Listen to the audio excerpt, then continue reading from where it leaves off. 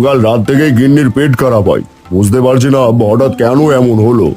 গিন্নিমা হয়তো কোনো পচা বাসি খাবার খেয়েছিল, তাই তার এই হাল হয়েছে। এখন থেকে তাকে আর বাসি পচা খাবার একদমই খাওয়ানো যাবে না।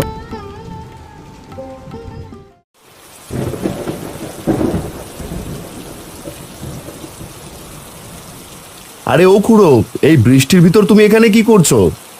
আর বলো না বাবা, খুব খিদে পেয়েছে, তাই গাছতলায় এসেছি কিছু ফলমূল কুড়াতে। আর এই বৃষ্টির ভেতর তুমি ফল পাবে না গো। যাও এখন বাড়িতে চলে যাও, নয়তো বৃষ্টিতে ঠান্ডা লেগে যাবে। না গো বাবা, ফল না নিয়ে আমি একদমই যেতে পারবো না, আমার যে খুব খিদে পেয়েছে। বুঝেছি খুড়ো, তুমি যাবে না। এই নাও, এখানে কিছু মুড়ি আছে, খেয়ে নিও। এবার জলদি করে বাড়িতে যাও তো।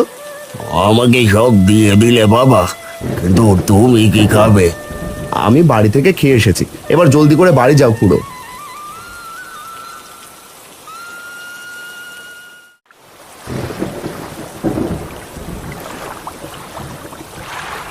আরে আজও কি কোনো মাছ পাবো না? না, আরেকবার বড়শিটা ফেলে দেখি। আজ মাছ না বাড়িতে নিয়ে গেলে একদমই খাওয়া হবে না। মাছ না নিয়ে গেলে বাড়িতে নিমকি গিন্নি আর আমাকে যে না খেয়ে থাকতে হবে। আরে এই তো একটা বড় মাছ ধরা পড়েছে। কত বড় মাছ! এই মাছটা বিক্রি করলে যে অনেক টাকা পাবো। আরে এ কি, মাছটা কোথায় গেল? আর তুমি কে? তুমি মাছ থেকে মৎস্যকন্যা কিভাবে হয়ে গেলে? আমি জলের মৎস্যকন্যা, তুমি ভয় পেও না, আমি তোমার কোনো ক্ষতি করব না। তুমি আমার বড় মাছটা কি করলে? আমি তো একটু আগেই বড়শিতে একটা বড় মাছ ধরেছিলাম। ওই মাছটাই আমি। আমি আসলে শিকারীর ভয়ে মাছ রূপ ধারণ করে লুকিয়েছিলাম। তুমি আমাকে ধরতে আবার মৎস্যকন্যা হয়ে গেছি। তাহলে আমি কি আর বড় মাছটা পাবো না? কত কষ্ট করে বড় মাছটা আমি ধরেছিলাম, আর এখন কিনা সেটা হারিয়ে গেল। কেঁদো না তুমি, তোমার কষ্ট আমি বুঝতে পেরেছি। দাঁড়াও, তোমাকে আমি একটা জাদুর জাল দিচ্ছি।